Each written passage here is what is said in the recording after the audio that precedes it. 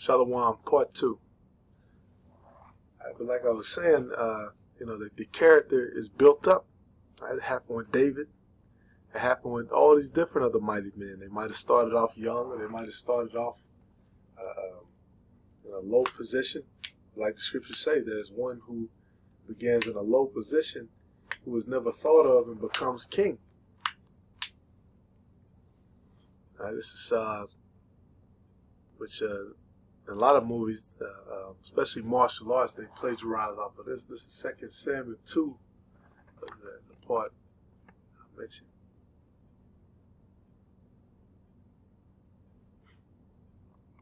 Yeah, 2 and 13. This sounds like straight from a script from a Shaw Brothers flick. It says, "And Joab the son of Zeruiah and the servants of David went out and met together by the pool of Gibeon, and they sat down, the one on the one side of the pool and the other on the other side of the pool. And Abner said to Joab, Let the young men now arise and play before us. And Joab said, Let them arise." No, it was a battle.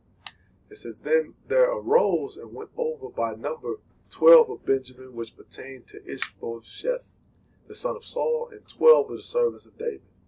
And they caught every one his fellow by the head, and thrust his sword in his fellow's side, so they fell down together. Wherefore that place was called Helkath Hazarom, which is in Gibeon. And there was a very sore battle that day, and Abner was beaten, and the men of Israel before the servants of David."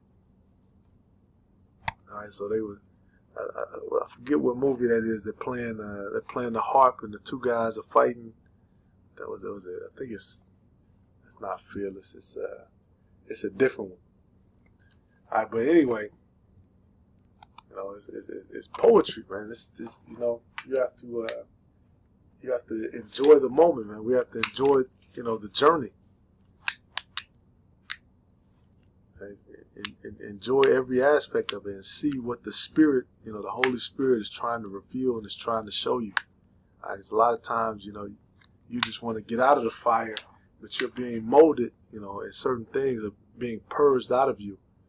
And, Spirit is, a lot of times, especially, situations where, like I said, multiple things happen back to back.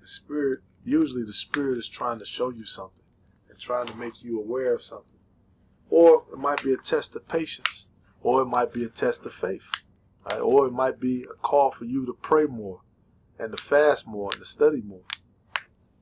All right, this is Psalms 50 and 15. It says, "And call upon me in the day of trouble, I will deliver thee, and thou shalt glorify me.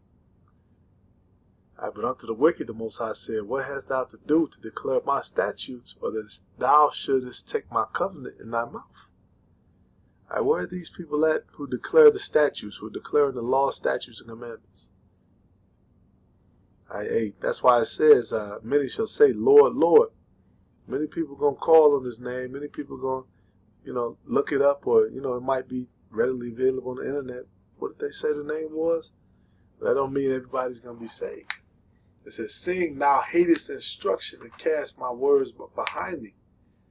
So you want to, have his word before you.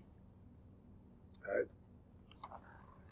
We don't want to be like it talks about somebody who builds a tower, but then they can't finish, and then they're mocked. What good is it, for you to be learning and under instruction for 5 years, 10 years, 12 years, 15 years, however long, and then as soon as the end hits, you quit. Right? And that's in the scriptures too, man. Where is that at? It says, "If thou faint in the day of adversity." I had that.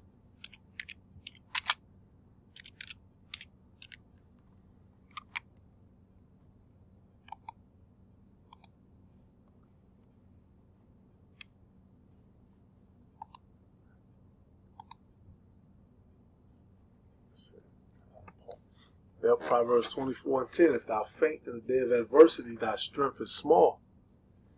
So if you go through all these different things, and the Lord to show you all these different things, and to put his garments over you, to put his covering over you, to have angels to watch over you, and you faint in the day of adversity, this day that's coming up, your strength is small. Right? The mighty men are going to make it through this. Right? And like it says, man, it's going to come like a thief in the night. A lot of these people, they're not paying attention. They're not paying attention to the legislation that's about to be passed. They're not paying attention to the wording in the CHIPS Act, where he said, he talks about, this is going to be like World War II. Basically, after World War II, that allowed America to rise, Babylon to really rise to the top, with production, and they were able to take over certain shit from other Edomites that they fought. Right? And that's what they say. Oh, for work, all, the CHIPS Act. This is gonna boost things, and yeah, right. All right, Psalms 91:14. I close it out with this one, because he has set his love upon me. Therefore will I deliver him. I will set him on high, because he hath known my name. He shall call upon me, and I will answer him. I will be with him in trouble. I will deliver him and honor him. With long life will I satisfy him and show him my salvation. All right, and at the end of this, the elect gains immortality. Call Lord, Yahweh Shema Shah, Lord, when it's edifying. Until next time, Shalom.